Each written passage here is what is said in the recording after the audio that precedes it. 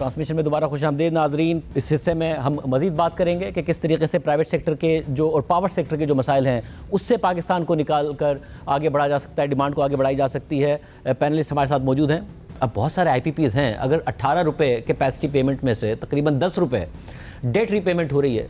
अगर उस वक्त लाइबोर 5% था, बाद में 4.5% पर चला गया, आपका रुपया 140 रुपये का था, वो 280 रुपये पर चला गया, और इसका जो इम्पैक्ट आया वो अपनी जगह पर है ना। एक अज्यूम करें एक ऐसी सिचुएशन, क्योंकि बार बार बात होती है कि सिर्फ IPPs ने बहुत सारा कमाया, कि पाकिस्तान में पावर प्लांट्स लगते, नतीजे में पाकिस्तान में बहुत सारी इंडस्ट्री लगती तो बहुत सारे लोगों को रोज़गार मिलता, इंडस्ट्री कमाती, आप एक्सपोर्ट्स करते, पाकिस्तान में ज़र मुबादला आता, आप और इंडस्ट्री टैक्स कंट्रीब्यूट करते, गवर्नमेंट कमाती तो सब कमाते, ये एक साइकिल बनता। तो क्या तब भी हम आज ये डिबेट कर रहे होते? मैं बार बार कह रहा हूँ कि हम IPPs को जो ज़्यादा मुनाफा कमाने का जिम्मेदार करार दे रहे हैं, ये बाकी सेक्टर्स का और गवर्नमेंट का फेलियर है। अगर ये सब फेलियर ना होता, पाकिस्तान अगर एज अ होल तरक्की कर जाता, तो क्या आज हम सेलिब्रेट ही कर रहे होते कि जी हमने बड़े सही टाइम पे पावर लगा लिया? शाहजेब देखें, पहले मैं एक एक चीज़ करके आइडेंटिफाई करूँ कि मैं ये देख रहा हूँ कि डेट वाले को भी कमेंट कीजिए, 10 रुपये पहले मैं लेता हूँ, बिकॉज आप खुद इंडस्ट्री में है, जब आप डेट लेते हैं तो उसको डेट रीपे भी करना होता है। अगर मुझे इजाज़त देंगे अब इसको मैं कॉम्प्रिहेंसिव, पहली चीज़ तो ये 2 ट्रिलियन रुपए है, ठीक है। हम बार बार इधर से उधर जा रहे हैं डिस्कशन में, कोई 100 अरब बोलता है, कोई कहता है मुझे जो है वो अपफ्रंट मिला था। पहले तो ये केक ले लें, मेरी वो पाकिस्तान की कौम का मुकदमा मैं आज पेश कर रहा हूँ, राइट। मैं कहता हूँ कि और आवाम के लिए कि ये जो आप 2000 अरब रुपए कह रहे हैं, 2 ट्रिलियन 2000 अरब रुपए, ये पर यूनिट 18 रुपए बनते हैं। मैं इस पे भी 18 में से कहा जा रहा है 9 से 10 रुपए, ये भी गलत है, ये फिगर गलत है ना। मैं बोल रहा हूँ मैंने कहा ना हर चीज सिंप्लीफाई कर, ये 18 रुपए पता कैसे, हाइडल के भी बीच में डाल लो, गवर्नमेंट के भी बीच में डाल लो।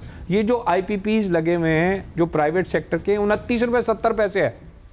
ये जो गवर्नमेंट के, मैं आपको मैं एक एक करके बात की कि न्यूक्लियर तो चलिए अपनी अच्छी कैपेसिटी पर है, मैं आपको पहले फिगर देता जाता हूं ताकि हर चीज को हम एस्टैब्लिश करते जाएं कि ये 2 ट्रिलियन रुपए है, इसकी एवरेज 19 रुपए 34 पैसे। पहली बात तो ये दे लें, आज हमारा सिस्टम ये है, 18 नहीं है, 19 रुपए 34 पैसे का सिस्टम चल रहा है आज। नंबर 2, इसके अंदर ये जो IPPs लगे हुए हैं और जो हाइडल पुराने लगे हुए हैं, हम उनको भी बिजली की कॉस्ट में, जो पुराना तरबेला, मंगला, जेलम, उसके भी बिजली का यूनिट गिनते हैं, उसकी तो कोई कैपेसिटी नहीं है। उसको जब निकालते हैं तो हम कहते हैं कि ये 1934 है, बट ये 1934 नहीं, ये जो IPPs लगे हैं 29 रुपए 70 पैसे हैं। मैं नंबर दे रहा हूं, आज तक किसी ने नहीं बोला। साल के 12 महीने तो वो जो हाइडल नहीं प्रोड्यूस कर रहा होता ना, एवरेज आप ऐसे। मैं सिर्फ एक बात, जब आप कंजम्पशन की बात करते हैं तो आप सर्दियों और गर्मियों की एवरेज निकाल के कहते हैं कि जी 15-16 बन रहा है। जब आप प्रोडक्शन की बात कर रहे हैं तो आप कह रहे हैं उसको साइड में कर दीजिए, हम कह रहे हैं मैं तरबेला और मंगला से तो नहीं हम नेगोशिएट कर रहे ना।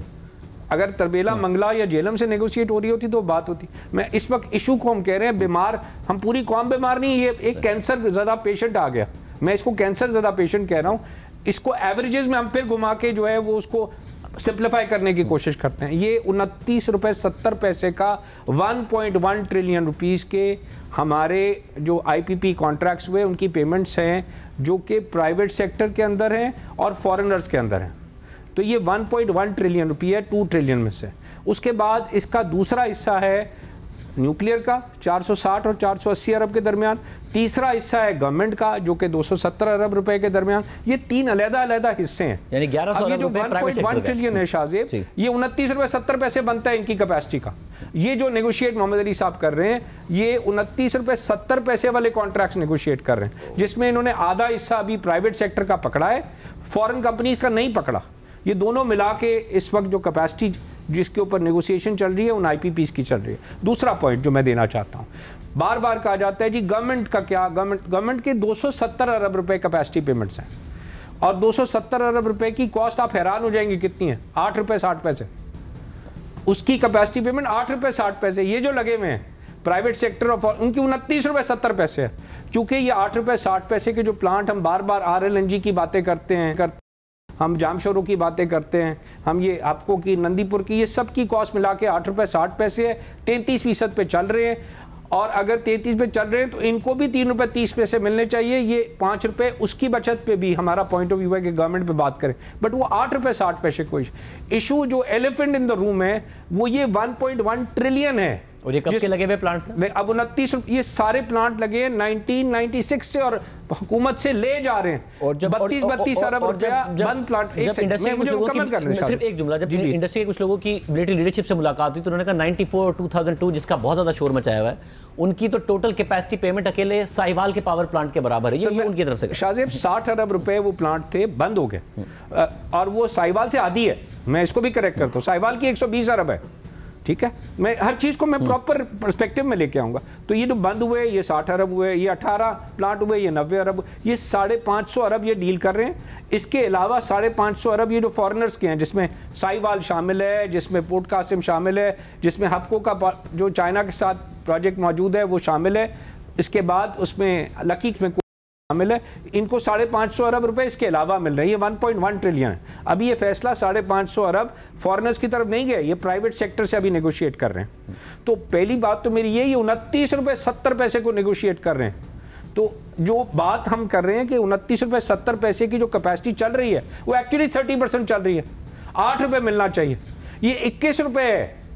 21 रुपए यूनिट है जो इनको एक्स्ट्रा मिल रहा है, 30% पे चल रहे हैं जो मैं ये नेगोशिएट कर रहे हैं। अगर ये सही कैपेसिटी पे चले, इनका ज्यादा कसूर है या मुआशी तरक्की ना होने का ज्यादा कसूर है? मैं पहले प्रॉब्लम को एस्टैब्लिश करूंगा ना, आगे सोल्यूशन की तरफ चले जाएंगे। तो अब ये 2 ट्रिलियन में मैंने कहा जो पूरी कैपेसिटी चल रही है वो पूरी कैपेसिटी से आधी चल रही थी, आधी नहीं चल रही बट कहते हैं आधी चल। 1 ट्रिलियन रुपये, मैंने कहा 1 लाख करोड़ रुपए, 1 लाख रुपए नहीं, 1 लाख, 10 लाख करोड़, 100 करोड़, 1000 करोड़, 10,000, 1 लाख करोड़ बंद कैपेसिटी को पैसे दिए जा रहे हैं, जिसमें बहुत सारे ऐसे जिनके कर्जे अदा हो चुके हैं, फिर वो सिंप्लीफाई कर देते हैं, ओवर सिंप्लीफाई कर देते हैं। तो अभी तक उनको क्लोज किया है जिनके कर्जे अदा हो चुके थे, 1000 करोड़ का नफा दे चुके थे। ये 6, 18 और 8 की कैटेगरी हुई है। अब अगली कैटेगरी है जो अभी रोहित साहब ने कहा। वैसे इसको ताकि आप एड्रेस करते हैं क्योंकि आप खुद प्रॉपर्टी का काम भी करते हैं। अगर मैं आपसे फॉर एग्जांपल आपके से कोई किसी से कोई मैं सिर्फ एक सवाल करना चाह रहा हूं, किसी से कोई कंपैरिजन नहीं, मैं कंपैरिजन नहीं कर रहा हूं, मैं सिर्फ आपसे सवाल कर रहा हूं। आपसे मैं कोई प्रॉपर्टी रेंट पर लूं आपकी, और फॉर एग्जांपल वो 1 लाख रुपए पर मंथ रेंट हो, मगर मैं 20 दिन उसमें ना रहूं तो मैं आपसे आगे कह सकता हूं कि भाई मैं तो आपको 33,000 रुपए दूंगा, तो मैं 20 दिन नहीं रहा। किसी से कंपैरिजन नहीं, जो ये सवाल है सिंगल बायर मॉडल है ना, मैं भी आपसे सिंगल मैं इसका जवाब, ये बहुत दफा ये सवाल ये सोशल मीडिया पे भी चलता रहा कि किराया मैं अगर ना रहता तो किराया देता ना देता, यही सवाल है ना कि मैंने किराए पे लिया, मैं ना रहूं तो किराया, या होटल का मैंने लिया कमरा तो मैं उसका किराया दूं या ना दूं, नहीं रहा। तो भाई ये वो मामला नहीं है, ये ओवर इनवॉइस्ड प्रोजेक्ट्स हैं। इनमें से किसी के अंदर मैं चैलेंज कर रहा हूं फोरेंसिक ऑडिट करवाने, किसी एक में भी इक्विटी नहीं लगी हुई। साहब तो बहुत जो ओवर इनवॉइसिंग की और कॉन्ट्रैक्चुअल ऑब्लिगेशन पूरी ना करने की बात तो आपकी बिल्कुल दुरुस्त है, उस पर तो ऑडिट करें, पनिश करें, बट लेकिन जो आइडल कैपेसिटी है कि ये मोहम्मद अली साहब तो बहुत, क्योंकि गवर्नमेंट की पोजीशन में टास्क फोर्स के अंदर बैठे हुए हैं, को चेयर कर रहे हैं, बड़ी हम्बली बता रहे हैं कि जनाब कोई चीज़ पूरी नहीं हुई। जिनको बोलते हैं फोरेंसिक ऑडिट वो कहते हैं हमसे साइन करवा लो, राइट, हमसे साइन करवा लो। 300 अरब रुपए वाले बिजनेसमैन, मुझे कहा ना मैं बिजनेसमैन हूं, मैं सच्चा हूं तो मैं जाके साइन करूंगा और मैं जाके उसके बाद पेनल्टियां भी पे करूंगा पिछली तेल की, कि जनाब जो तेल चोरी किया था उसके भी पैसे अदा करके आ जाऊंगा हुकूमत पाकिस्तान को, ठीक है। तो ये जैसे इन्होंने कहा, अंग्रेजी में लफ्ज़ बोल दिया, इनोसेंस नहीं है, मैं मासूमियत नहीं है इसमें, ठीक, बिल्कुल मासूमियत नहीं है। हर चीज़ जब हुकूमत कारोबार करेगी, शाहजेब इसका मसला क्या है, जब हुकूमत कारोबार करेगी, हुकूमत कॉम्पिटेंट ही नहीं है कारोबार करने में। ऐसे 43,000 मेगावाट की कैपेसिटी लग गई है जिसका 2 लाख करोड़ रुपए हमारी आवाम पे उसका पड़ गया, हुकूमत पे तो नहीं पड़ रहा। और 1 लाख करोड़ बंद प्लांटों को दे रहे थे, जिनको ये आप देख रहे हैं, और एक एक करके उसको समझने की कोशिश, और उसमें कंपल्सरीज हैं, उसमें लिमिटेशंस हैं कि कैसे चलना है। 30% कैपेसिटी पे पाकिस्तान चल रहा है ये प्राइवेट सेक्टर के IPPs। 29 रुपए 70 पैसे में तरबेला, मंगला, जेलम ऐड करके हम कहते हैं हमारी 18 रुपए 60 पैसे। ऐसा नहीं है, मसला 29-70 का है जिसको नेगोशिएट किया जा रहा है। और दूसरी बात शाहजेब, क्लैरिटी के साथ कि ये वो मामला है जिसमें ओवर इनवॉइस लगे। $60 मिलियन का विंड पावर जो है वो मिलता था। ये बात ओवर इनवॉइसिंग और ये मामला अभी ओवर इनवॉइस नहीं, राहुल ने अभी बात की विंड पावर, उन्होंने कहा कीमत कम हो गई जैसे 16। अपफ्रंट टैरिफ दिया गया 14 सेंट का, 14 सेंट का अपफ्रंट टैरिफ में प्लांट लगा दिए गए और उसको इनवॉइस कर दिया गया $120 मिलियन, बाहर $60 मिलियन ले लिए गए ताकि उसकी इनवॉइस पूरी कर दी जाए, ठीक है। और उसके बाद कहा गया अपफ्रंट टैरिफ था, मैं और क्या करता। ये तो करप्शन है, ठीक है, money laundering not corruption. Money laundering मेरा पॉइंट है कि ये सब कुछ यहाँ होता रहा है। 80 रुपए का विंड पावर बेच रहे हैं, क्योंकि अपफ्रंट टैरिफ था। मेरा क्या कसूर है? गवर्नमेंट का काम था शाहजेब, क्या मेरा क्या कसूर है? गवर्नमेंट ने अपफ्रंट 14 सेंट का टैरिफ दे दिया, मैं 80 रुपए यूनिट में बेच रहा हूं, ठीक है। 60 मिलियन का प्लांट 120 में लगा दिया, 60 मिलियन बाहर रख लिए। उसके बाद मेरी आने वाली पुश्ते भी 80 रुपए यूनिट में पाकिस्तान के मासूम लोगों से, जिनसे बेचारों के अपने घर के खर्च नहीं पूरे होते, उनसे 80 रुपए यूनिट का विंड ले रहे हैं, और हम कह रहे हैं हमारा क्या कसूर था? ये तो अपफ्रंट टैरिफ था। So my first point is government का काम कारोबार करना नहीं है, ये बिजली का मसला, ये इकोनॉमी का फेलियर, ये इंडस्ट्री का बंद होना, ये हमारी एग्रीकल्चर का फेल होना, ये हमारे डोमेस्टिक कंज्यूमर का आज तकलीफ में आना जिसके अंदर वो बिल ना अदा कर सके, ये सब इन गलत कॉन्ट्रैक्ट्स की वजह से, जिसको टेक एंड पे में कन्वर्ट होना है, जिसको टेक एंड पे में कन्वर्ट होके सिर्फ वो पैसे अदा करने हैं जो पैसे की बिजली खरीदें। जबरदस्त पैनल की मौजूदगी का फायदा उठाते हुए मैं इसके अलावा भी गोइंग फॉरवर्ड क्या मसाइल इस पर बात करना चाहूँगा, बट मोहम्मद अली साहब मैं चाह रहा हूँ आप कमेंट कर दें। एक तो आपने जो 2 नुकते उठाए थे उसका खालिद साहब ने जवाब दिया, इसके अलावा जो इतनी सारी डिबेट हो रही है कि सबको ही टेक एंड पे करना है, क्योंकि आप बहुत अच्छी तरह जानते हैं पॉसिबल है कि सारे के सारे पाकिस्तान में जितने पावर प्लांट्स लगे हुए हैं, जिन्होंने बहुत सारों ने डेट भी अपना रीपे करना है, फिर ज़ाहिर जो इंटरेस्ट कॉस्ट है अगर उनकी बढ़ गई, रुपी डिप्रिसिएशन के मसाइल उनके बढ़ गए, सबको एक साथ पेंट करना ठीक है या वाकई ये पॉसिबल नहीं है कि सबको टेक एंड पे कर दें हम? अच्छा, 2 कमेंट्स, आपने खालिद साहब वाला कमेंट भी कहा। खालिद साहब ने तो बताया ना कि वो जब SCCP ने अपनी इंक्वायरी ऑर्डर की तो ही वॉज नॉट देयर, तो वो तो एक फैक्चुअल चीज़ है। दूसरी चीज़ जो कह रहे हैं कि MOU में लिखा हुआ है, तो MOU तो हमने लिखवाए ना, आई वॉज देयर, लेकिन तो 2019-20 की बात है। 2017-18 के अंदर नेपरा के हीट ट्रेड पे तो स्टे आया हुआ है, तो लेकिन उस बहस पे नहीं जाते। I think we have covered it. एक मैं clarifying and then I will come to clarifying point and then I will come to it. देखिए, हम बहुत ही मिनिमाइज कर देते हैं जब हम कहते हैं कि जी 50 पैसे का फ़ायदा है, 20 पैसे का फ़ायदा है।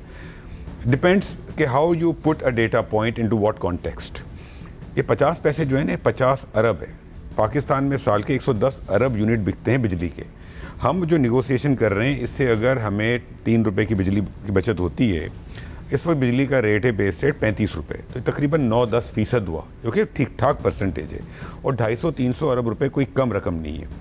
उन प्लांटों को जिनको बंद थे, कोई ज़रूरत नहीं थी, उनको साल के 5 अरब 10 अरब 20 अरब 30 अरब दिए जाते थे, वो हमने बंद करवाए 2 माह पहले। उससे आने वाले वक्तों में पाकिस्तान को 400 अरब का फ़ायदा हुआ। 400 अरब छोटी रकम नहीं है, बहुत बड़ी रकम है। आवाम को बता दूं कि क्योंकि सबसे ज़्यादा सैलरीड क्लास पिस रही है पाकिस्तान में, तनख्वाह लेने वाला तबका, वो सब मिला के 350 अरब रुपए टैक्स देते हैं, जो उन पर बहुत भारी पड़ रहा है। तो 400 अरब रुपए का बगास के हमने जो प्लांट से रिनिगोसिएशन की है, उससे आने वाले वक्तों में 200 अरब का फ़ायदा है। अभी जो हम 18 प्लांट से बात कर रहे हैं, उनसे आने वाले वक्तों में जो उनकी लाइफ बाकी है 18 प्लांट्स की 94 और 2002, उससे 800 अरब का फ़ायदा है मुल्क को। तो ये 800 अरब 400 अरब 200 अरब ये मैंने तो इन्वेंट नहीं किए, तो फैक्चुअल नंबर्स हैं, दीज आर बिग नंबर्स। दूसरी बात ये कि जो बात हो रही है बिजनेस कॉन्फिडेंस की, ये बड़ी अजीब बात है। टू बी वेरी ऑनेस्ट, जब हम निगोशिएट कर रहे थे तो ये मुझे भी बड़ी परेशानी थी कि एक निगोशिएशन हो रही है, इट्स नेवर गुड कि कोई भी मुल्क बार एक चीज़ को रीनिगोशिएट करे, लेकिन अब मजबूरी है ना, चॉइस की आपके पास। एक तरफ IPPs के ओनर्स हैं, दूसरी तरफ पाकिस्तान के 22 करोड़ अवाम है। What do you do? इस तरीके से तो बिजनेस एज यूजुअल नहीं चल सकता। तो हमने उसके अंदर बहुत एक्सटेंसिव डिस्कशन किया। ये 18 IPPs शाहजेब हम पिछले 4 हफ्ते से निगोशिएट कर रहे हैं। अगर कोई ज़ोर ज़बरदस्ती होती तो 4 हफ्ते लगते हमें, आप खुद बताएं ना। तो ये हम जितना इसको एमिकेबली कर सकते हैं उतना कर रहे हैं। बिजनेस कॉन्फिडेंस की जहाँ तक सवाल है, इन निगोशिएशन के अंदर हमारे ही एक बिजनेस ग्रुप जिनसे हमने निगोशिएट किया है, वो उसका प्लांट ले रहे हैं। दे आर इन्वेस्टिंग ना। अगर इतना मसला होता तो क्यों एक और प्लांट लेते? और मैं आपको बता रहा हूं कि इस वक्त हमारे पास 4 बिजनेस ओनर्स आ चुके हैं। उन्होंने हमसे कहा है कि अगर ये उसकी डील थ्रू नहीं होती तो हम लेने को तैयार हैं। इस वक्त पाकिस्तान के वो बिजनेसमैन जिनसे हम निगोशिएट कर रहे हैं, वो हमें आके कहते हैं कि प्लीज़ हमें कोई डिस्ट्रीब्यूशन कंपनी आप दे दें, डिस्को दे दें।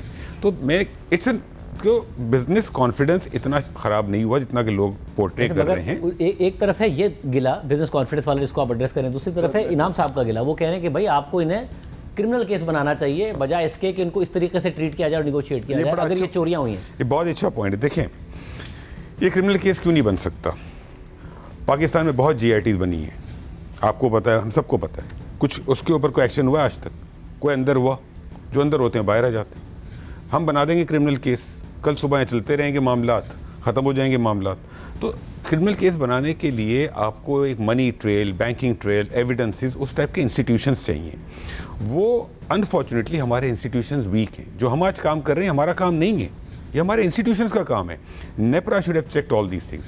देखिए फ्रैंकली, अब थोड़ा सा अगर इसको आगे लेके चलें विथ योर परमिशन, जो गलतियां हुई हैं ना, वो गवर्नमेंट, जो पास की गवर्नमेंट्स रही हैं पिछले 20 सालों में, बहुत गलतियां हुई हैं उनके एंड पर। बिकॉज ये गवर्नमेंट का काम था, होमवर्क करती गवर्नमेंट, जो गवर्नमेंट्स थी सब देखती। अगर आज कोई मैं फैसला करूंगा गवर्नमेंट का पार्ट होते हुए, I will be responsible, I should be held responsible कि मैंने प्लानिंग सही नहीं की, या देखा नहीं, या सोचा नहीं, या डेटा सही नहीं देखा। This my responsibility. पाकिस्तान में ये जो बिजली महंगी है, उसकी देखें 2-3 बहुत बड़ी वजूहत हैं। एक तो IPPs, इसके अलावा टैक्सेस।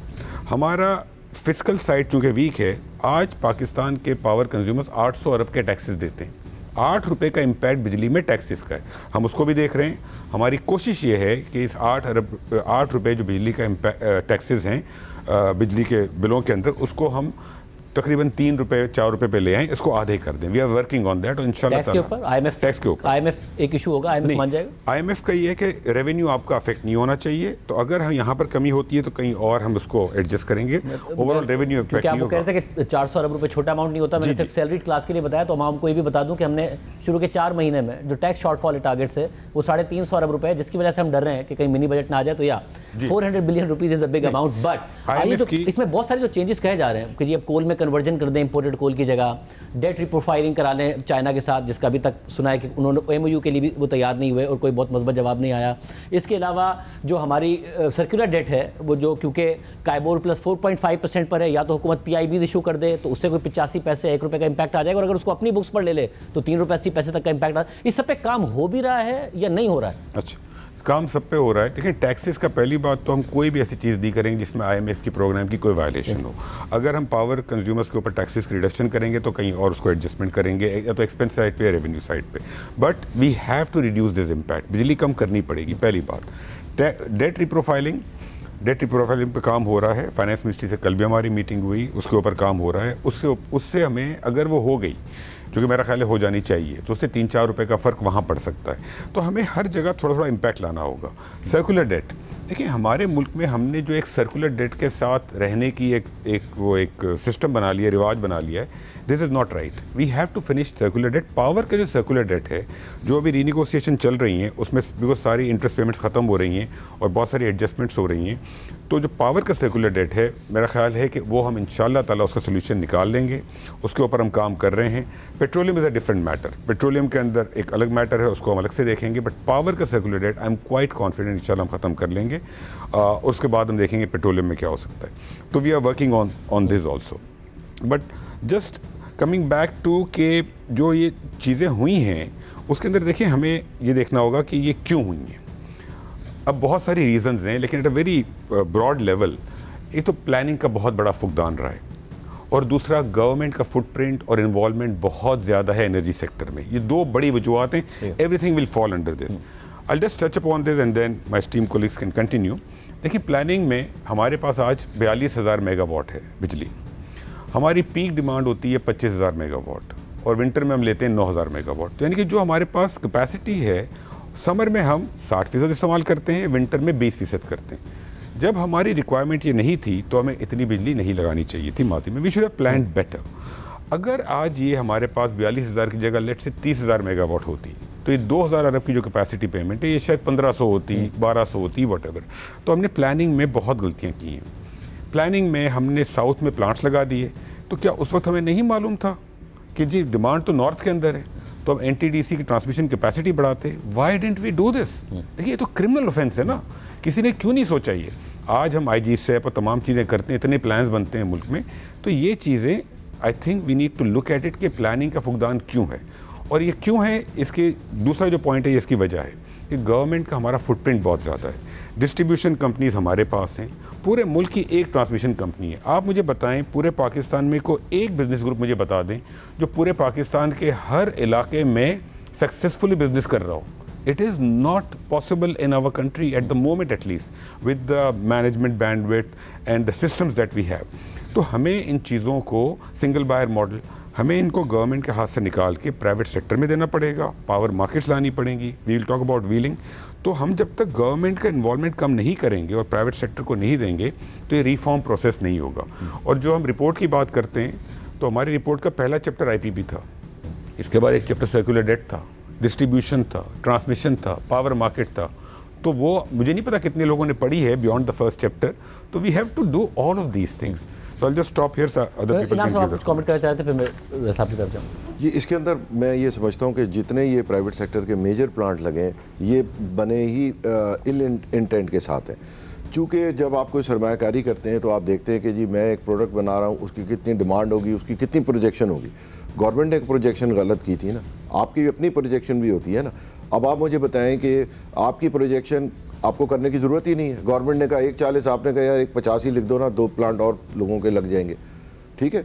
तो this is with criminal intent या इल इंटेंट, चलो क्रिमिनल तो नहीं कहें, इल इंटेंट के साथ ही ये प्लांट लगे। बिकॉज उन्होंने कहा जी सानू की है, कैपेसिटी तो मिलनी है, हमें तो कैपेसिटी पेमेंट मिलेगी, हमें क्या फ़र्क पड़ता है, डिमांड हो या ना हो, भुगतेंगे लोग। और रोहन साहब, ज़रा बहुत कुछ बात हुई, गौर साहब ने तो एक लंबी चार्जशीट किया है और वो बहुत सारे सवालात उठा रहे हैं कि किस तरीके से ये कंपनियां इन्होंने पैसा कमाया। और ज़ाहिर वो सिर्फ ये बात नहीं कर रहे हैं कि मुनाफा कॉन्ट्रैक्ट के मुताबिक कमाया, वो बार बार कह रहे हैं कि कॉन्ट्रैक्ट से हट के जो खिलाफ वर्जियाँ करते हुए फिर वो मनी लॉन्ड्रिंग, करप्शन, ये सारे के सारे मामलात हुए, जिसकी वजह से हम इस मसाइल में खड़े हैं। अगर ये ना हुआ होता तो शायद हम इस मसले में ना खड़ी होती मईशत। नहीं, आई थिंक कुछ चीज़ें मैंने आपको पहले ही टच बेस की। जो गौर साहब कह रहे हैं ना, जो ओवर इन्वॉइसिंग वगैरह, I think he is referring mainly to the wind projects, ठीक है जी। जो कोल के हैं, दीज आर जो सीपैक के अंदर लगे हैं, तकरीबन 7 या 8 कोल के हैं, 1-2 हाइडल के हैं।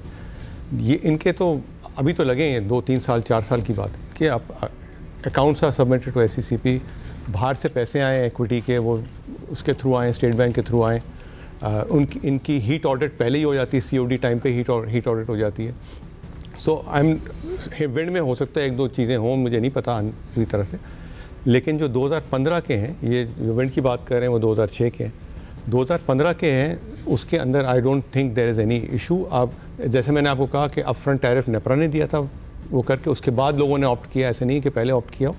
और इनके सारे नेपरा में सबमिट होते हैं, SCCP में सबमिट होते हैं। जिनकी फॉरेन इक्विटी है वो स्टेट बैंक के थ्रू पैसे आए हैं। सो इसमें कोई, मेरे ख्याल में कोई इशू है नहीं। और अगर फोरेंसिक करना चाहें, बाय ऑल मीन्स कोई आप कह रहे हैं कि जितने प्लांट्स लगे हुए हैं, जी बिल्कुल करें, फोरेंसिक कर ले, कोई इशू नहीं। और ये जो अभी निगोशिएशन हो रही है, इस पर आपके ख्याल में सही निगोशिएशन हो रही हैं और एमिकेबल अंदाज में हो रही है, प्रोफेशनल अंदाज में ही हो रही हैं? सर मैं I am not privy to these negotiation. Mohammad Ali साहब होंगे और लोग आएंगे। मेरा सिर्फ ये पॉइंट था कि जो अगर किसी ने इल इंटेंट कोई क्रिमिनल चीज़ की है तो बेशक the government should go after them, right. But अगर नहीं है तो देन कॉन्ट्रैक्चुअली टर्मिनेट करने का राइट है गवर्नमेंट को, बट उसके अंदर कोई पेनल्टीज़ हैं टर्मिनेशन की, वो बेशक आप निगोशिएट कर लें कि भाई अगर एक्स अमाउंट है तो जी हम एक्स अमाउंट नहीं देते, आपको थोड़ा सा कम दे दें। और in the spirit of patriotism वो प्रॉब्ली वो स्पॉन्सर्स एग्री कर लेते हैं। अब आप गोइंग फॉरवर्ड पावर सेक्टर के, ज़ाहिर है मोहम्मद अली साहब ने जरा डिबेट को आगे बढ़ाते हुए बताया कि क्या क्या कर रहे हैं, क्या क्या करना लाजमी है IPP से हटकर, अगर पाकिस्तान को के पावर सेक्टर को वायबल बनना है। आपके इस पर क्या कमेंट्स हैं? देखें, बहुत सीधी सी बात है। सबसे पहले तो पावर और डेट और सेपरेट करना जरूरी है, ठीक है। जब तक डेट और पावर एक साथ रहेंगे वो चीज़ जो है ना हमेशा एक मिशमैश रहेगी। दूसरी चीज़ ये जो बिल्कुल टेक एंड पे वाली चीज़ है, खालिद मंसूर साहब ने ही बोला कि जी आप इसको ओपन करें, व्हीलिंग चार्ज आएगा, उससे आप जो है जिसको जितनी बिजली चाहिए व्हीलिंग चार्ज देके चले, and the wheeling charge needs to be reasonable as well. South में जैसे कहते हैं कि कैपेसिटी सरप्लस है, ये again that is a good problem, not a bad problem to have, ठीक है। हम तो कहते हैं हर चीज़ को प्रॉब्लम को बैड प्रॉब्लम, गुड प्रॉब्लम है। आप ये बोलें कि जी कि ये इतनी सरप्लस कैपेसिटी अवेलेबल है, you auction that out for the next 5 years। आपको पता है कि सरप्लस है, वो इस्तेमाल नहीं होनी। कोल के मेरे ख्याल तकरीबन को 5000 मेगावाट के प्लांट साउथ में अवेलेबल हैं। You auction that out, auction the capacity for the next 5 years कि जी जो नया इंडस्ट्रियल यूनिट लगा है वो ऑक्शन की बेसिस पे एक प्राइस सेट कर ले, बायलैटरल प्राइस सेट हो जाएगी, ऑटोमेटिकली उससे मार्केट क्रिएट हो जाएगी। प्रॉब्लम जो होते हैं दुनिया भर में वो फिजिकल इंफ्रास्ट्रक्चर के प्रॉब्लम्स होते हैं। We do not have the physical infrastructure problem. हमारे जो प्रॉब्लम वो एफिशिएंसी और पॉलिसी ओरिएंटेड है। सरप्लस कैपेसिटी जो है उसको आपने ऑक्शन कर दिया, ठीक है, उससे क्या होगा, एक जो इंडस्ट्रियल डिमांड जो है सडनली आपकी इंक्रीज हो जाएगी। हम कहते हैं कि जी हमारे यहाँ सरप्लस कैपेसिटी इसलिए है बिकॉज उस प्राइस पे कोई लेने को तैयार नहीं है। We are a country of 240-250 million बंदे का मुल्क है। हमारी हाउस होल्ड कंजम्पशन जो है बिजली की वो 500-550 यूनिट साल पिछले 5 साल से एक जगह स्टैटिक है। तो थोड़ी सी भी अगर ये इंक्रीज होगी, ग्रोथ होगी, तो ऑटोमेटिकली ये जो भी कैपेसिटी है तो कम पड़ जाएगी।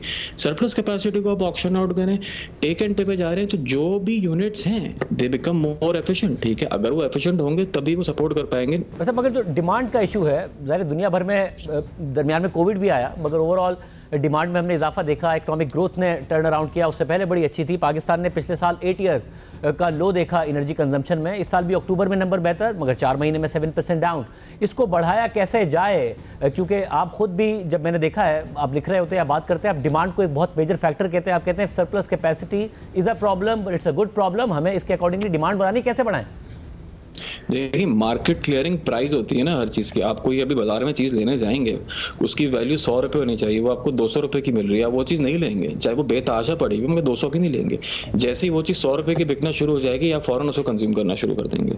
तो जब मैं ये बात कह रहा हूँ कि आपके सरप्लस कैपेसिटी अवेलेबल है, साउथ में जितने भी प्लांट हैं आपके पास, लेट्स से कोयले की, इसकी वेरिएबल कॉस्ट तकरीबन आती है कुछ 14 रुपये से 16 रुपये तक की आती है, ठीक है, और कैपेसिटी उसकी ऑलरेडी पे ऑफ हो रही है।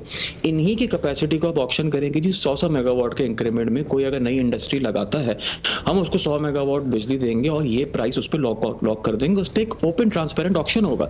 सडनली यू विल सी कि यार 25 रुपए पे, 28 रुपए पे, 30 रुपए पे बेताशा डिमांड आ जाएगी। डिमांड आपकी करंट प्राइस पे नहीं है। प्राइस जैसे ही रैशनलाइज होगी, ऑटोमेटिकली डिमांड और आना आपकी शुरू हो जाएगी। तो demand is not a problem, ठीक है, प्राइस इज द प्रॉब्लम। जरूरत अब इस चीज की है कि हम इस कैपेसिटी को इस्तेमाल किस तरह करें। छोटी सी मैं एक मिसाल देता हूं जो कि हमेशा बात करते हैं कि हमारा जो पहले लोड होता था, पीक लोड, आज से 5 साल 7 साल पहले हमारा पीक लोड होता था दोपहर 2 बजे 3 बजे, जब इंडस्ट्री भी चल रही होती थी और घरों की कूलिंग की डिमांड भी होती थी। तो उससे क्या होता था कि 2 बजे 3 बजे मैक्स आउट होता तो लोड शेडिंग होती थी। सोलर की वजह से वो बिल्कुल ऑपोजिट हो गया। अब हम सोलर को रोकते हैं। सोलर क्यों? सोलर तो अच्छी चीज़ है, बुरी चीज़ थोड़ी है। अब हमारा जो पीक लोड होता है वो रात 11 बजे होता है, 11 बजे से लेकर 2 बजे तक होता है। ड्यूरिंग डे टाइम आपका इसेंशियली एक डक कर्व बनता है, यानी कि जो डिमांड है आपकी गिर जाती है। उस सरप्लस डिमांड, जो सरप्लस कैपेसिटी अवेलेबल है, वो आप इंडस्ट्रीज को कम रेट पे दे सकते हैं, मार्जिनल कॉस्ट पे दे सकते हैं। अगर मार्जिनल कॉस्ट एडिशनल यूनिट बनाने की आपकी कॉस्ट 16 रुपये 17 रुपये, वो एडिशनल यूनिट आप 20 रुपये का दे दें। पाकिस्तान में इंडस्ट्रियल डिमांड बिल्कुल भी नहीं है। मुश्किल मैक्सिमम जो इंडस्ट्रियल डिमांड हमारी गई है वो तकरीबन 3800 मेगावाट गई है 2021-22 में। अभी वही चीज़ तकरीबन 3200 मेगावाट के आसपास है। ये 600 मेगावाट का जो डेल्टा है ये आप ऑटोमेटिकली कवर कर सकते हैं थ्रू जस्ट बेटर प्राइसिंग। नाज़रीन, एक ब्रेक मुझे प्रोग्राम में शामिल करना है। डिबेट हो रही है, हम ज़ाहिर प्रॉब्लम्स की बात कर रहे हैं, सॉल्यूशन की भी बात होगी कि किस तरीके से इस मसले से पाकिस्तान को निकलना है, किस तरीके से पाकिस्तान ने आगे बढ़ना है। एक ब्रेक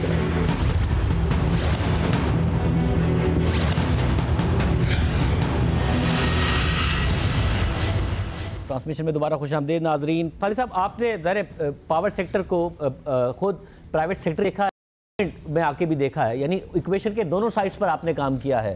तो आप अब जब डिमांड इतना बड़ा मसला है, और मोहम्मद अली साहब बता रहे हैं कि बहुत सारे काम हम कर रहे हैं, क्योंकि खुद अमार कह रहे हैं कि जो डिमांड बढ़ाने का वाहिद सॉल्यूशन है, वाहिद हल है और वाहिद रास्ता है, वो प्राइस कम करना है।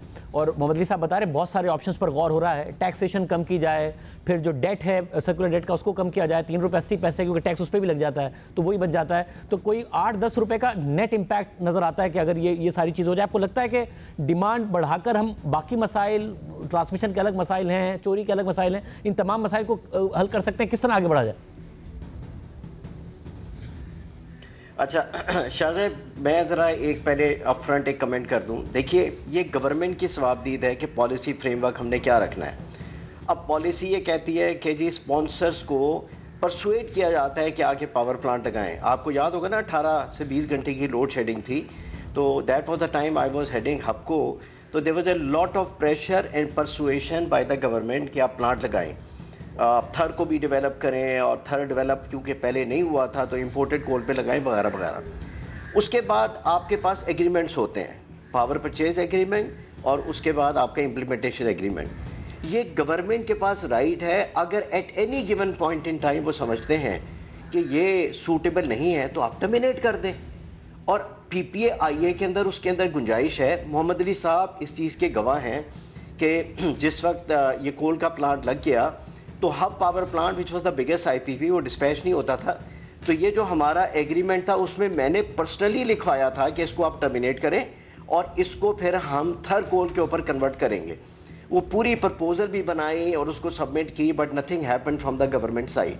तो मैं बात यही कह रहा हूँ कि अगर एंड ऑफ द डे हम अपनी जिम्मेदारी को एज ए गवर्नमेंट पूरा करने में हमें कबाहत है तो खुदा के लिए एज सुन एज पॉसिबल आप एक सेक्टर को खोल दें और कंपैरेटिव मार्केट के ऊपर लेके जाएं, व्हीलिंग को ऑन करें और that is going to be the one solution. Secondly 3-4 चीज़ें मैं आपको बताऊंगा कि जिसके अंदर पोटेंशली गोइंग फॉरवर्ड हम क्या कर सकते हैं।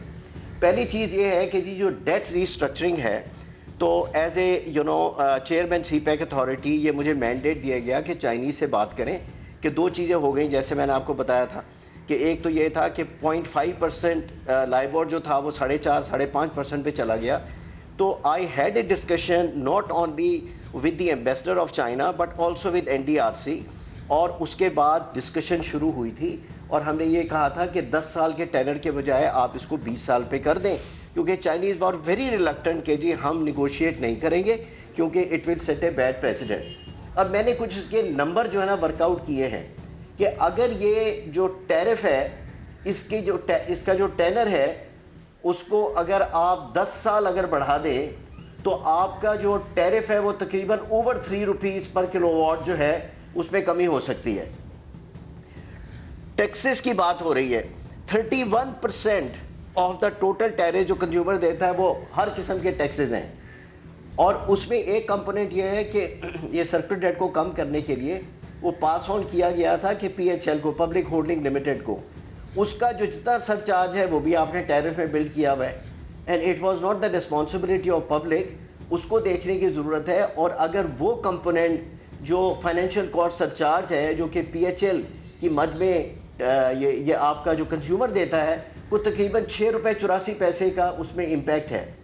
ट्रांसमिशन एंड डिस्ट्रीब्यूशन लॉसेस वो वहीं के वहीं हैं और अभी भी हम रीजन के अंदर बल्कि प्रॉबेबली दुनिया के अंदर सबसे ज़्यादा ट्रांसमिशन डिस्ट्रीब्यूशन लॉसेस हमारे हैं और उसके ऊपर मेरा नहीं ख्याल कि किसी किस्म का कोई काम हो रहा है। जो आज से 20 साल पहले थे मोर और लेस वहीं पर वो खड़े थे। उसके बाद हमें जो टैरिफ का कुछ स्ट्रक्चर जो है उसको भी कोई थोड़ा सा देखना चाहिए और अगर फिक्स कैपेसिटी चार्ज को हम थोड़ा बढ़ा दें और उसके अंदर फिर ये होगा कि सर्दियों में जैसे अली साहब कह रहे हैं कि 9000 मेगावाट रह जाती है, अगर फिक्स कैपेसिटी चार्ज को हम बढ़ा दें तो उसका भी इम्पैक्ट तकरीबन ओवर 2 रुपीज़ बनता है। और last but not the least कि हमें लोड को इंक्रीज़ करने के लिए 2 चीज़ें उन्हें करनी हैं कि एक तो ये है कि ग्रिड को आप इम्प्रूव करें खुदा के लिए। यानी देखिए आपके कोल प्लांट लग गए हैं, 2 चाइनीज़ के प्लांट है, एक हपको का है और एक उसके बाद आपका ये न्यूक्लियर पावर प्लांट है। तो साउथ से नॉर्थ के अंदर ट्रांसमिशन के अंदर मेजर लिमिटेशन ग्रिड की है, उसको एलिविएट करने की ज़रूरत है। बट सिंस मेरा ज़्यादा फोकस वो इसके अंदर था CPEC के अंदर, मैं आपको ये बताऊं कि अगर इकोनॉमी में रिवाइव करना है, अगर हमारी पावर कंजम्पशन बढ़नी है तो उसका वाहिद हल इंडस्ट्रियलाइजेशन है और उसके लिए हमें वो सारे काम कर रहे हैं कि हम CPEC का जो फेज़ 2 है, बाय द वे मैं प्रो बोनो काम कर रहा हूँ। गवर्नमेंट ऑफ चाइना ने एक फोरम जो इस्टेब्लिश किया, I am one of the members, और उसके अंदर मैं आपको पूरी कन्विक्शन से बता रहा हूँ, despite of security situation China is still committed to implement the phase 2, क्योंकि इतना 35 बिलियन का जो उन्होंने इन्वेस्टमेंट कर दी है उसका मुनाफा या उसका बेनिफिट उसी वक्त मिलेगा कि जब इंडस्ट्रियलाइजेशन हो। और ये फैक्ट है कि चाइना के अंदर जो मैन पावर इंटेंसिव इंडस्ट्री है वो चाइना रिलोकेट कर रहा है या उसने कर दी हैं। वो बांग्लादेश के अंदर कर रहा है, वो वियतनाम के अंदर कर रहा है, वो कंबोडिया में कर रहा है और हम कहते हैं कि we are the iron brother. तो अगर फेज़ 2 को हम फोकस करें तो 3 ऑब्जेक्टिव्स अचीव होंगे। इंडस्ट्री लगेगी और वो इंडस्ट्री जो है वो 3 हमारे मेजर जो बेनिफिट है हमारे इकोनॉमी के लिए उसको पूरा करेगी। एक इंपोर्ट सब्स्टिट्यूशन, दूसरा उसका होगा कि एक्सपोर्ट ओरिएंटेशन और तीसरा एम्प्लॉयमेंट है। गौर एजाज साहब, अब क्योंकि आप खुद इंडस्ट्री से, आप भी इक्वेशन की दोनों साइड्स पर रहे हैं और फॉर लॉन्गेस्ट टाइम कोई 10 साल से ऊपर आपको हमने इंडस्ट्री पर इंडस्ट्री के पॉइंट ऑफ व्यू से जानना चाह रहा हूँ, क्योंकि ऑलमोस्ट कंसेंसस इस बात पर कि डिमांड बढ़ेगी तो मुल्क आगे बढ़ेगा, डिमांड बढ़ेगी इंडस्ट्री के थ्रू। अब ये जो हमारा एक अनइवन डिमांड है कि गर्मियों में चले गए 25,000 मेगावाट से ऊपर, सर्दियों में आगे 10,000 से नीचे, वो दुनिया में कहीं नहीं है। और वो इसलिए कि हमारी डिमांड ही सारी डोमेस्टिक सेक्टर ड्रिवन है, ना कि इंडस्ट्री ड्रिवन है। इंडस्ट्री ड्रिवन होती तो सर्दियों में भी उतनी होती, और क्योंकि सर्दियों में लोग कम बिजली इस्तेमाल करते हैं, ऐसी नहीं चल रहे होते, तो हम प्रॉब्लम का शिकार होते हैं। एक ऐसे फेज से हम गुजर रहे हैं जिसमें इन्फ्लेशन नीचे आई है, इंटरेस्ट रेट्स नीचे आ रहे हैं, पावर हमारे पास सरप्लस मौजूद है। यानी कि ऐसा नहीं है कि जो माजी में था कि लो इंटरेस्ट रेट थे, पावर नहीं था। ऐसा है कोई चांस कि हम import substitution, exportable surplus, industry लगने की तरफ जाएं, या एक और साइकिल है जो मिस ही करने जा रहे हैं और हम फिर यहीं बैठे होंगे और ये शिकायतें कर रहे होंगे? शाहजेब, असल मकसद ही सारी बात का ये है जो अभी आपने बात किया। मेरा मकसद ये है कि मुल्क जो है इस वक्त बड़ी तकलीफ़ से गुजरा है, और अब हम जो है वो हमें टेक ऑफ करना। ये 25 करोड़ आबादी है, मैं बोलता हूँ ये 5वीं बड़ी दुनिया की जो है पॉपुलेशन है, और हम 100 से नीचे शायद दुनिया की इकॉनमीज़ में कहीं खड़े हैं। हमारे पास तो इतना लो बेस है, इस लो बेस से उठना कोई मसला ही नहीं है। ये 12-13 हज़ार मेगावाट की डिमांड एवरेज खड़ी हुई है, इंडस्ट्री की डिमांड तो शायद 3,000 मेगावाट भी नहीं है। तो हमारा इतना लो बेस है, लेकिन फर्स्ट स्टेप ये है, आपको पहले मैं ये समझता हूँ कि सबसे बड़ा इम्पेडिमेंट एनर्जी रह गया पाकिस्तान के अंदर। और एनर्जी के अंदर जो इसको रिकैप करते जाएं कि टैरिफ के 3 हिस्से हैं। एक 19 रुपये 70 पैसे जो मैं कह रहा हूँ कैपेसिटी चार्ज है, एक मैं कह रहा हूँ 10 रुपये फ्यूल है, और दूसरा 5 रुपये ट्रांसमिशन लॉस है। ये 35 रुपये का टैरिफ है, 19 रुपये 70 पैसे मैंने कहा कैपेसिटी, 10 रुपये का फ्यूल और 5 रुपये के ट्रांसमिशन डिस्ट्रीब्यूशन लॉस। ये 35 में से मैंने पहली चीज़ पकड़ी कि 10 रुपये कैपेसिटी चार्ज एक्सेस पे हो रहा है। 19 रुपये 70 नहीं होना चाहिए, ये 9 रुपये होना चाहिए, 10 रुपये 70 पैसे। 10 रुपये 70 का मसला है 1,07,000 करोड़ रुपये, जिसमें से 50,000 करोड़ रुपये तो प्राइवेट सेक्टर का था, ये नेगोशिएट कर रहे हैं। 50,000 करोड़ रुपये फॉरेन कंपनी का है, जो हम सारे बात कर रहे हैं कि कैसे उसका डेट पीरियड बढ़ा के उसको नेगोशिएट करना है। और 13,000 मेगावाट एक्सेस पेमेंट गवर्नमेंट को हो रही है, जो कि उसका सबसे कम कैपेसिटी 8 रुपये 70, बट उसके बावजूद उसकी क्योंकि 30% चल रही है, उसके अंदर भी जो है वो 5 रुपये 70 पैसे 11,000 करोड़ रुपये वो उसके भी जो है वो घटने की ज़रूरत है। तो ये अब इस टास्क फोर्स के ऊपर है कि ये 10 रुपये में से कितना लाता है। दूसरा, हमारे पास ट्रांसमिशन डिस्ट्रीब्यूशन सेकंड हेड है 5 रुपये का, 10 रुपये के बाद सेकंड हेड 5 रुपये वाला। ये जो 5 रुपये वाला हेड है बड़ा इंटरेस्टिंग है। आपके पास एक डिस्को है जिसका 37.4% लॉस है, एक डिस्को है जिसका 8.06% लॉस है, और एवरेज 16.6% है। तो अगर 16.6% मेरा एवरेज है और मैं अगर लोएस्ट पे चला जाऊं 8.06, तो मेरे पास यहाँ 8% की गुंजाइश है ट्रांसमिशन डिस्ट्रीब्यूशन लॉस बचाने की। 35 रुपये पे 8% जो बनता है वो सिंपली 2.5 रुपये बनता है। तो अगर ये 8% हर चीज़ पाकिस्तान की 35, 27, 22, 23 ये सब कुछ 8 पे चला जाए, लोएस्ट जो ISCO का है, तो हम 2.5 रुपये यूनिट यहाँ से भी बचा सकते हैं।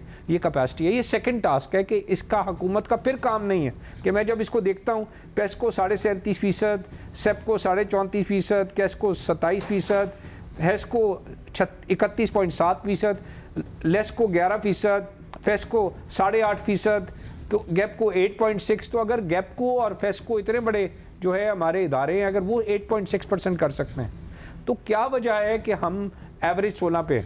तो मैं ये कह रहा हूँ यहाँ 8% की गुंजाइश है, 2 रुपये 50 पैसे की गुंजाइश। हुकूमत का काम कारोबार करना नहीं है, इसको ज़ीरो पे भी देना पड़े ये लें, और ये जो है वो प्राइवेट सेक्टर को कहें कि जाओ जाके चलाओ। ये 2.5 रुपये भी 250 अरब रुपए बनते हैं। जो आपने कहा 300 अरब रुपए का पूरा टैक्स बनता है, जो कि पूरा आज पूरे पाकिस्तान में शोर मचा हुआ है सैलरी क्लास के ऊपर जो टैक्स लगा दिया।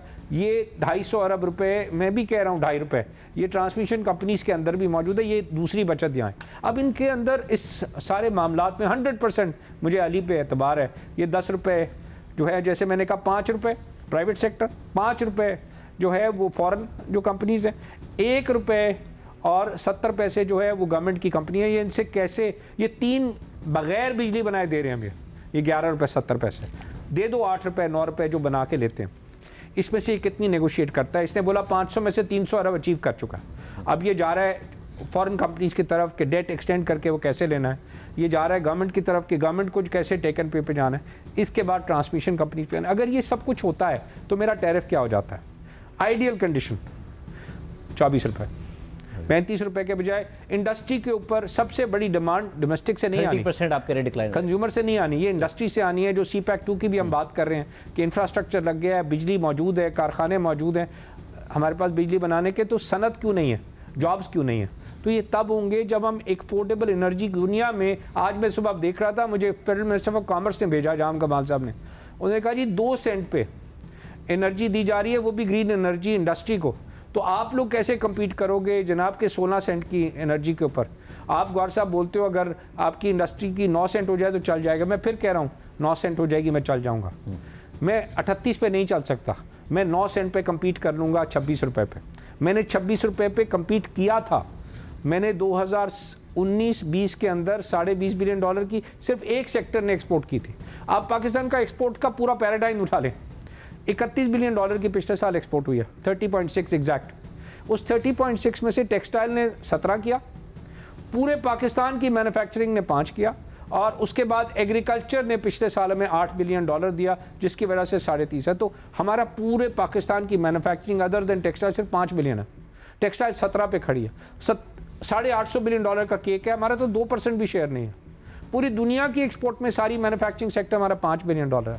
तो पाकिस्तान के पास जो बेस लेवल है इतना लो है कि अगर हम हर चीज़ की इनपुट सही करें, हमने कहा 2013 में कि जनाब बिजली नहीं थे, अंधेरे थे, बिल्कुल ठीक था, बट आपने बिजली वो देनी है जो बिजली को अफोर्ड कर सके। आपने जब 60 रुपए की बिजली दी कंज्यूमर को, डोमेस्टिक को, उसने घर पे सोलर लगा लिया। आपने 60 रुपए की एनर्जी एग्रीकल्चर को दी, उसने अपने खेतों में सोलर लगा लिया। उन्होंने कहा मैं नहीं ले सकता बिजली, तो आपने 10,000 मेगावाट के नए सोलर पैनल आने दिए, जिससे एवरेज 2000 मेगावाट की बिजली प्रोड्यूस हुई, क्योंकि 20% सोलर से प्रोड्यूस होती है। और आपने देखा कि इस साल आपकी डिमांड जो है 2000 मेगावाट पीक सीजन में कम हो गई है। ठीक है, तो कोई पॉलिसी नहीं है, देयर इज नो प्लानिंग। में सब कुछ का एक है सोल्यूशन जो हम सब बोल रहे हैं, डिमांड आनी है इंडस्ट्री से तब डिमांड आनी है जब आप उसको इंटरनेशनल एनर्जी रेट देंगे। जो आज रीजनल एनर्जी टैरिफ है वो 9 सेंट है, और ये 9 सेंट अगर ये टारगेट अचीव कर जाएं, अपना 10 रुपए का इनका टारगेट है कैपेसिटी चेवन का, 2 रुपए ट्रांसमिशन का, इस 12 रुपए में से ये अगर 9 रुपए भी अचीव कर जाते हैं तो ये हम सुरखरू हो गए। पाकिस्तान तरक्की की राह पे है जनवरी से। मोहम्मद साहब, क्या जो बात कह रहे हैं गोरेजा साहब, क्या वाकई उस तरफ जाए? एक तो जो सप्लाई प्रॉब्लम है, अमार ने कहा कि surplus supply is a good problem अगर आप डिमांड बढ़ा दें। इनफैक्ट बहुत ज़्यादा डिबेट होने लगी आजकल कि हमने अभी $1.7 बिलियन के मज़ीद सोलर पैनल्स मंगा लिए, जिसकी वजह से जो हमारी डिमांड है वो मज़ीद कम हो गई। वो कह रहे हैं even that is a good problem, अगर हम डिमांड बढ़ा दें, demand has to be driven by industry. वो कह रहे हैं 30% की ये गुंजाइश देख रहे हैं उन तमाम एरियाज़ में जो आपने आइडेंटिफाई किए कि यहाँ आप काम कर रहे हैं, चाहे वो डेट की सूरत में हो और दीगर मामलात की सूरत में हो। आपको लग रहा है कि ये supply problem to good problem हम कन्वर्ट होने जा रहा है? और आप जरा आप व्हीलिंग चार्जेस की भी बात करते हैं, मैं चाह रहा हूँ आखिर में उस पर भी कमेंट कर दूँ। ओके देखिए, I'll take Ammar's point. Having supply, we are lucky to have supply. देखिए अफ्रीका में बहुत सारे ऐसे ममालिक हैं, हम सबको पता है, जहाँ बिजली है ही नहीं, मेजॉरिटी ऑफ पीपल के पास बिजली नहीं है। पाकिस्तान के पास आज माशाल्लाह इतना बड़ा इंफ्रास्ट्रक्चर स्टैब्लिश्ड है, ट्रांसमिशन का, डिस्ट्रीब्यूशन का, जनरेशन का, ऑयल एंड गैस का, तो we are lucky in that respect. But हमारी प्लानिंग का फुकदान और गलतियों की वजह से, जैसे मैंने कहा पिछले 20 सालों में देखना चाहिए, फ्रेंकली ये कैबिनेट इन चीज़ों को नहीं देख सकती है, ये काम होता है इदारों का। मैंने ऐसे गवर्नमेंट आई मीन कि हमारे जो इदारे थे, नेपरा, NTDC, PPIB, इनका काम था, उन्होंने बहुत गलतियाँ की हैं।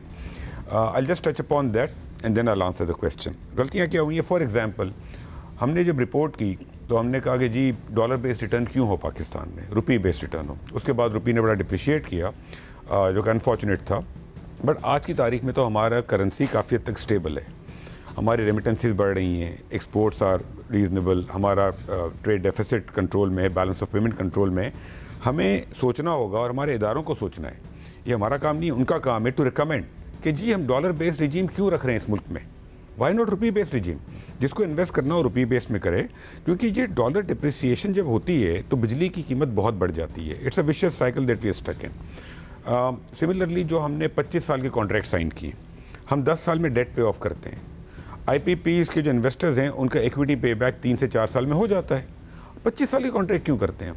हमने सोचना चाहिए था हमें 10 साल के कॉन्ट्रैक्ट करें, 15 साल के करें, बिकॉज टेक्नोलॉजी चेंज हो रही है। देखिए आज जो हमारी एनर्जी कॉस्ट कम हुई है उसकी बहुत बड़ी वजह ये है कि हमारी कैपेसिटी बढ़ी है। अगर हमने ये कोल बेस्ड प्लांट या रिन्यूएबल्स या हाइड्रो या न्यूक्लियर ना लगाया होता तो आज हमारी एनर्जी कॉस्ट भी ज़्यादा होती, RFO बेस्ड और व्हाटएवर। तो there is a plus and a minus both, but what I am trying to say is कि हमारे इदारों को जब तक हम स्ट्रांग नहीं करेंगे तो हम ये बहस करते रहेंगे और मसाइल हल नहीं होंगे, पहली बात। And I come to the supply and demand question. दूसरी बात आपने पहले पूछा था टेक एंड पे, तो हम जो निगोशिएट जिनसे करेंगे उनको हम टेक एंड पे लेके जाएंगे, लेकिन जब हम प्योर टेक एंड पे जाते हैं तो कोई प्लांट अगर 10% चलता है और हमें उसकी ज़रूरत है सिस्टम को, तो 10% तो सर्वाइव नहीं कर सकेगा। तो हमारा टेक एंड पे मॉडल ये है which is hybrid take and pay, कि जो उनका खर्चा है एक्चुअल वो देंगे, एक्सेस नहीं देंगे, और उनको जो रिटर्न मिलेगा प्रॉफिट वो टेक एंड पे के बेस पर होगा, जितनी बिजली चलेगी उतना होगा। आई कम टू के डिमांड सप्लाई किस तरीके से सही होगी। देखें कुछ इन मसाइल के जो हल है ना वो मीडियम टू लॉन्ग टर्म में होगा, शॉर्ट टर्म में नहीं होगा, परमानेंट सोल्यूशन। और वो क्या है, वो दो चीज़ें। नंबर वन, जैसे खालिद मंसूर ने कहा, बिल्कुल सही कहा कि we need a power market in this country. हम पिछले 5-10 साल से बातें कर रहे हैं, अब आई थिंक अवेयरनेस बिल्डअप हो गई है मुल्क में कि we need a power market. Power market हम बनाएंगे, ये होलसेल मार्केट तो अगले 3-4 माह में आ सकती हैं, बट प्रॉपर उसको रिटेल लेवल तक जाने में शायद 2-3 साल लगेंगे, पहली बात। दूसरी चीज़, जैसे मैंने पहले कहा, हमें प्राइवेट सेक्टर को ये सारे काम देने पड़ेंगे। ये डिस्ट्रीब्यूशन कंपनियां चलाना, ये ट्रांसमिशन करना, ये हमारा काम नहीं है, सरकार का काम नहीं है। It has to be a market based mechanism. देखिए ना, सिंगल बायर मॉडल में क्या होता है कि एक तरफ पावर जनरेशन कंपनीज बिजली बेच रही हैं और दूसरी तरफ कंज्यूमर है, इंडस्ट्री, कमर्शियल, डोमेस्टिक, बीच में सरकार खड़ी है। सरकार इज बाइंग, सरकार इज सेलिंग, सरकार has no business, market will do it, सरकार has to come out, market has to replace, so we have to go towards that. but ये markets, ये private sector, ये distribution, transmission का privatization, ये सब में थोड़ा टाइम लगेगा, right? it will be a 2-3 year process. so what do we do immediately? the problem is immediate. जो हमारा डिमांड सप्लाई का इशू है उसमें हमें 2-3 चीज़ें देखनी होंगी जो कि इमीडिएट मेजर्स करने होंगे, और ये बड़े अर्जेंट मेजर्स हैं। बिकॉज जिस तरीके से दुनिया में स्टोरेज की कॉस्ट कम हो रही है और जिस तरीके से नेबरिंग कंट्रीज़ इंडस्ट्रियल ग्रोथ कर रही हैं, हम पीछे रह जाएंगे अगर हमने फास्ट एक्ट नहीं किया। तो 3 चीज़ें, एक तो रियलिटी ये कि हमारे पास साउथ में कैपेसिटी ज़्यादा है और नॉर्थ में डिमांड ज़्यादा है। अब ट्रांसमिशन कंस्ट्रेंट को ख़त्म होने में तो शायद 1-2 साल लगेंगे। What we can do is कि अगर हम कुछ इंडस्ट्रीज़ को अलाउ करें, हम 5 साल का फॉर एग्जांपल पैकेज दे देते हैं कि अगले 5 साल तक एक रेट पर अगर मेरी एनर्जी कॉस्ट है लेट से 10 रुपये और मैं 25 रुपये की बिजली बेचता हूँ, तो कैपेसिटी में मुझे 15 रुपये तो आए। जो कैपेसिटी में मुझे ज़्यादा पैसे मिले, मेरा रेवेन्यू बढ़ा अगर हमारा, तो उसका इम्पैक्ट नॉर्थ की इंडस्ट्री पे भी जाएगा, बिकॉज उसकी भी कैपेसिटी पेमेंट कम हो जाएगी। तो we need to come up with a model whereby, जैसे हमारे ने ऑक्शनिंग का कहा, इट मे बी और may not be auctioning, I am not too sure of that, but bottom line is कि जहाँ पर एक्सेस कैपेसिटी है वहाँ पर हम इंडस्ट्री को लगवाएं। नॉर्मल इंडस्ट्री लगे, कुछ एनर्जी इंटेंसिव इंडस्ट्री होती है, डेटा सेंटर्स हैं, स्मेल्टर जैसे हम बात कर रहे थे रुहेल वगैरह के साथ। सो जो एनर्जी इंटेंसिव इंडस्ट्री है या कोई भी इंडस्ट्री हो वो लगे, give them a package for a certain number of years, और उन सालों में जब तक हमारा एक परमानेंट हल नहीं होता तो हमारी बिजली ज़्यादा बिकना शुरू हो, हमारा कैपेसिटी का रेवेन्यू बढ़ेगा और साथ साथ पूरे मुल्क की इंडस्ट्री को फ़ायदा होगा। Number 1, that's number 1, that it has to be slightly innovative then what we are thinking right now. Secondly, हमें व्हीलिंग चार्ज, एक reasonable wheeling charge immediately introduce करना पड़ेगा। हम जो कहते हैं कि जी 26-28 रुपये, कोई व्हीलिंग नहीं होगी इस रेट पर। आइडियली ये अगर 8-9 रुपये होता, 7-8 रुपये होता तो it would have been ideal. मुझे लगता है कि शायद 8-9 रुपये मुश्किल होगा, शायद हम 12-13 को अचीव कर सकें। और वो भी कैसे अचीव होगा कि हमें अपना टैरिफ रेशनलाइजेशन करनी पड़ेगी। कुछ कंज्यूमर्स के ऊपर हमें फिक्स टैरिफ थोड़ा सा लगाना पड़ेगा। अगर पूरे पाकिस्तान के कंज्यूमर्स, फॉर एग्जांपल, मैं एग्जांपल देता हूँ, 100 रुपये माहाना ज़्यादा हो जाता है और हमारे मुल्क में व्हीलिंग आ जाती है, तो उससे क्या होगा कि जब व्हीलिंग आएगी तो आपकी डिमांड बढ़ेगी और आपकी कैपेसिटी रेट जब कम होगा तो इवेंचुअली उस 100 रुपये का इम्पैक्ट भी इतना फील नहीं होगा मुल्क को। तो व्हीलिंग हमें करनी होगी। थर्डली, हमें इमीडिएटली सोचना चाहिए नेट मीटरिंग का। जिस स्पीड से सोलराइजेशन हो रही है और जिस रेट पे हम सोलर नेट मीटर कंज्यूमर से ख़रीद रहे हैं, ये सस्टेनेबल नहीं है जी। अगर मैं सोलर ख़रीदता हूँ तो 8-9 रुपये 10 रुपये होना चाहिए। तो ये नेट मीटरिंग, व्हीलिंग, ये जो सप्लाई जहाँ पर है एक्सेस, वहाँ पर कुछ पॉलिसी लाना, ये चीज़ें इमीडिएट करनी पड़ेंगी। And medium to long term में will have to go towards a power market and privatisation. पर साहब, और रोहित साहब, आपने भी सिर्फ प्राइवेट सेक्टर की तरफ, क्योंकि बात यहाँ आ गई है कि पाकिस्तान का जो प्रॉब्लम है उसमें हमें डिमांड बहुत ज़्यादा बढ़ाने की ज़रूरत है। So power sector problem essentially सिर्फ पावर सेक्टर प्रॉब्लम नहीं है, इट्स एन इकोनॉमिक प्रॉब्लम। उसमें आप क्योंकि सिर्फ पावर सेक्टर के साथ नहीं बल्कि अपने पूरे करियर में इंडस्ट्री के मुख्तलिफ सेक्टर्स के साथ वाबस्ता रहे हैं, ऑपरेशनल पॉइंट ऑफ व्यू से, टेक्निकल पॉइंट ऑफ व्यू से, फाइनेंशियल पॉइंट ऑफ व्यू से आपने देखा है, बड़ी कंपनीज के साथ आप एसोसिएटेड रहे हैं। इस मसले से हम निकल सकते हैं और क्या सॉल्यूशन आपके जहन में? आई थिंक जो मोहम्मद अली कह रहे थे, I think we have to sit down and look at new areas. हम just before the show started हम यही डिस्कस कर रहे थे कि फॉर एग्जांपल मैंने एग्जांपल दी कि मैं 2-3 दिन पहले एक केपी का इन्वेस्टमेंट शो था और एक साहब खड़े हुए, उन्होंने कहा जी मैं यूएस में होता हूँ, I am going to Ethiopia, I am going to buy 2000 megawatts of capacity.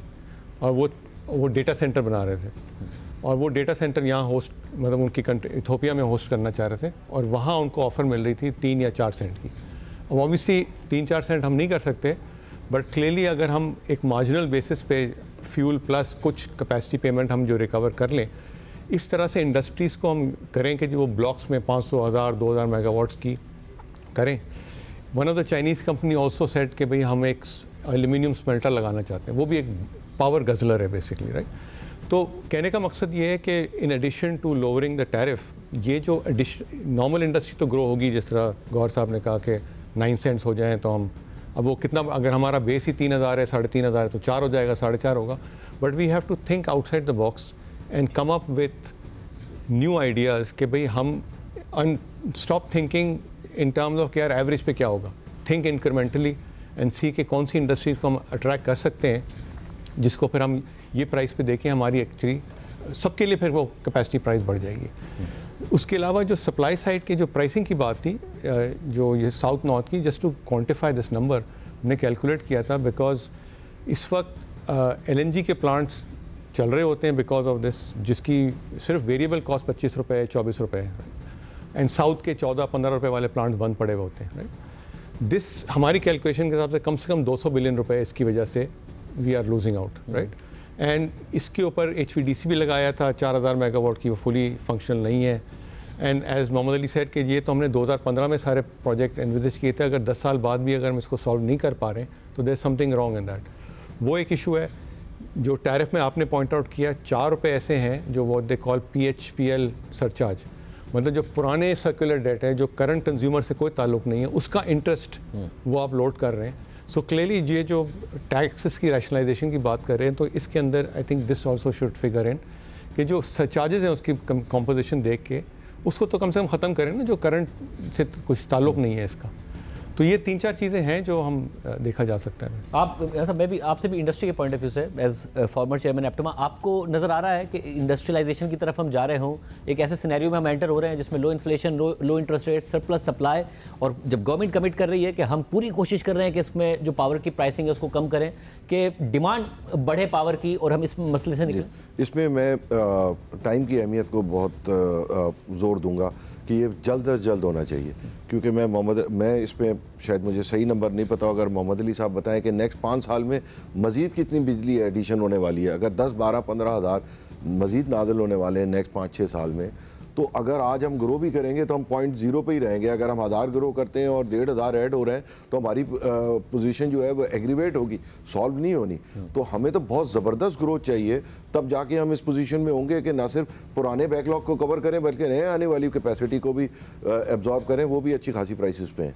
Sir अगर आप कुछ बताएंगे कितना आने वाला है? और आने वाले वक्तों में जो आ रही है बिजली, जो ऑलरेडी कमिटेड है, वो न्यूक्लियर और हाइड्रो है प्राइमरीली, तो उसकी एनर्जी कॉस्ट तो कम होगी, लेकिन चूंकि उसके ऊपर अगेन डेट अगर 10 या 12 साल का है तो उसका इम्पैक्ट होगा। पर वो मेगावाट्स कितने वैसे मगर वाकई उसकी, क्योंकि बहुत मैसिव कैपेसिटी चार्जेस तो उसके होंगे, ये talking about 6 to 8,000 megawatt, 8 to 10,000 rather, 8 to 10,000।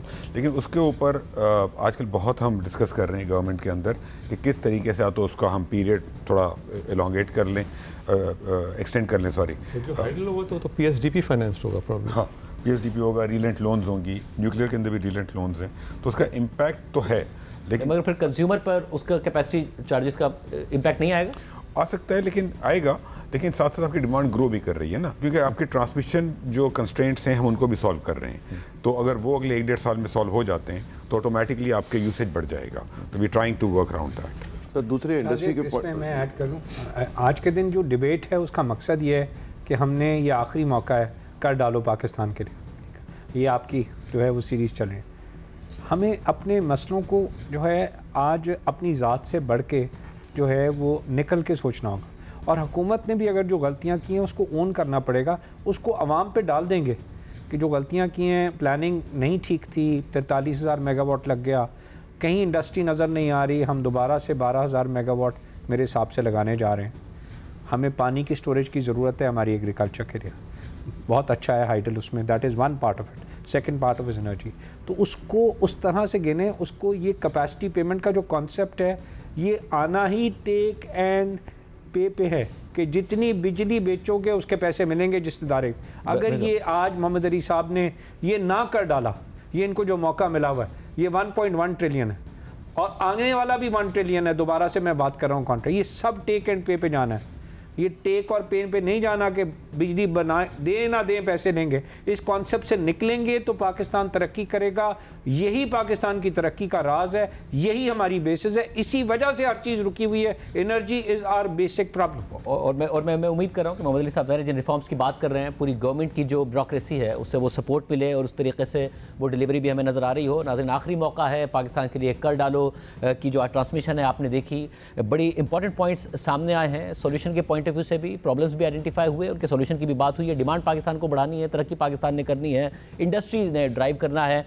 जो मोहम्मद अली साहब कमिट कर रहे हैं कि वो बहुत मुख्तलिफ एरियाज़ में काम कर रहे हैं ताकि जो टैरिफ है वो कम हो, और अगर जितना कहा जा रहा है उतना कम हो जाता है तो ज़ाहिर है उससे एक बहुत बड़ा इम्पैक्ट आएगा। याद दीजिए, अल्लाह हाफ़िज़।